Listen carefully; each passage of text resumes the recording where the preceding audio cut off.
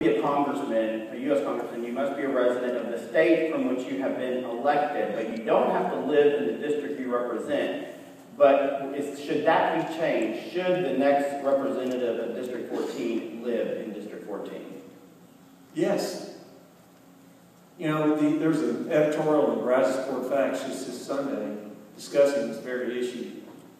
For some of us on the stage, the lines changed after we got into the race. For others on the stage, the lines never moved, but they didn't live in the district.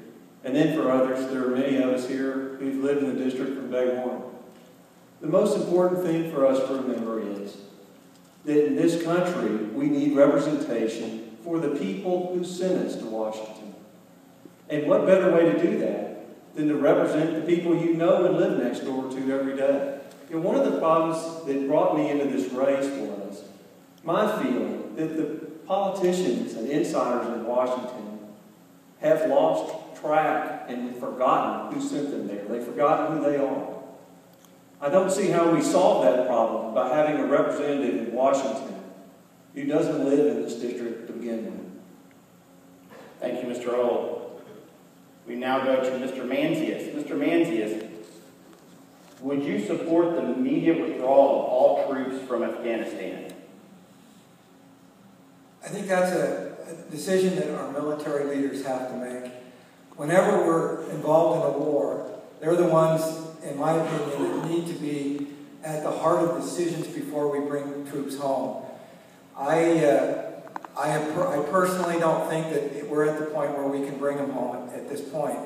But I think it's a military decision, and I think we as Americans need to respect that. Thank you. Thank you, Mr. Mansius. And now, Ms. Harris, now this is a question that I'm glad the audience was told not to do any pack calls because it's not going to be a popular question. Let's just say President Obama wins re-election and you win your election. What type of working relationship do you foresee? Well, you have to respect the office, and whoever is in the presidency, we have to respect that person. But I hope that whoever wins the presidency, and it's Mr. Obama, that President Obama, that he respects us too and stops beating us up. I will stand firm on the issues that matter most to me, and as a representative of District 14, constitutional issues are of utmost importance. President Obama has essentially thrown the Constitution out the window. He is bypassing Congress and passing laws that are becoming effective on you and me without letting our representatives have a voice in the system. That is unconstitutional. That is why we have 3 branches of government, and that is exactly why the state of Texas and others are suing the president in many forms right now to enforce some of the laws and to repeal some of the laws that he has put in place. I will work with my fellow delegates from Texas to secure what is appropriate for this district and for Texans. I will work as best I can with the president, but I got to tell you, the Constitution is going to be utmost important to me, and if it gets violated, we're going to have some strong discussions. This district is way too important for this president to continue to attack it. Energy is way too important. Texans are way too important. Our Constitution is of utmost important, and I will fight to the death to make sure the Constitution is upheld and the president does not trample on it any longer. Thank you, Ms. Harris. And now we go on to Mr. Sargent. Mr. Sargent, what's one issue in which you would part ways with the Republican Party?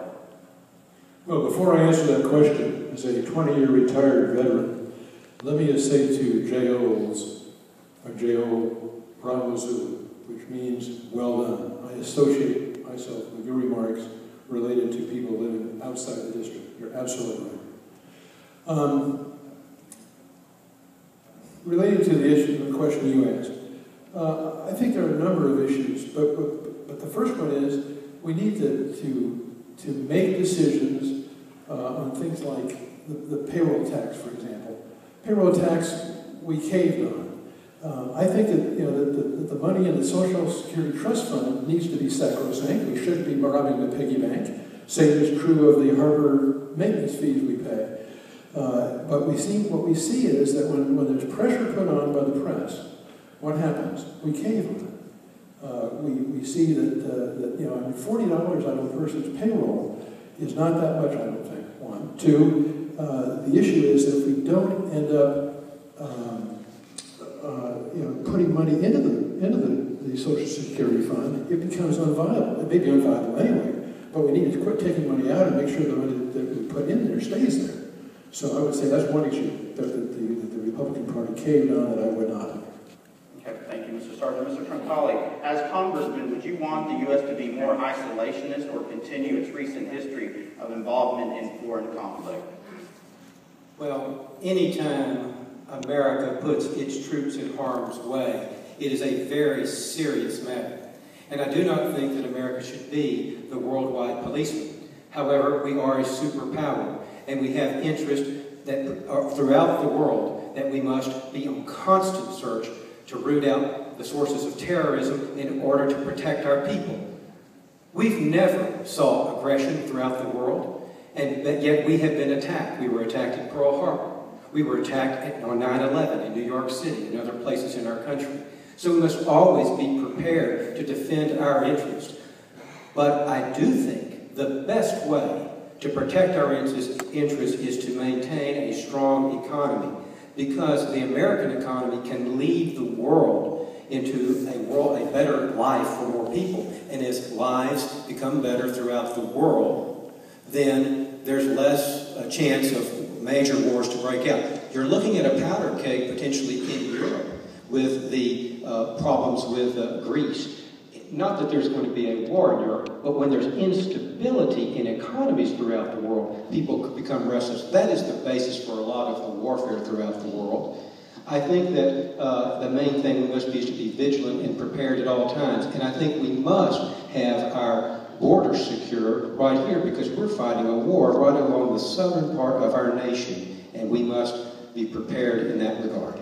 Thank you, Mr. Truncale. Mr. Webe, should the candidates sitting up here on stage for this office, should they release their latest tax returns prior to the primary election?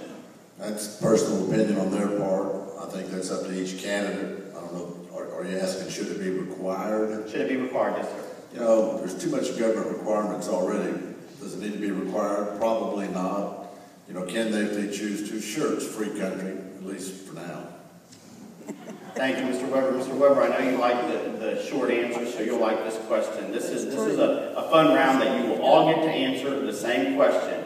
Using one word, and we'll start with you, Mr. Webe, and then go down this way. Using one word that will describe what it means to you to be a Republican. Reagan-esque. Mr. Truncale. Conservative. Mr. Sargent. Integrity. Values. Freedom. Liberty. Constitutionalist. Self-reliance. There you go, that went fast. Thank you very much. Now, for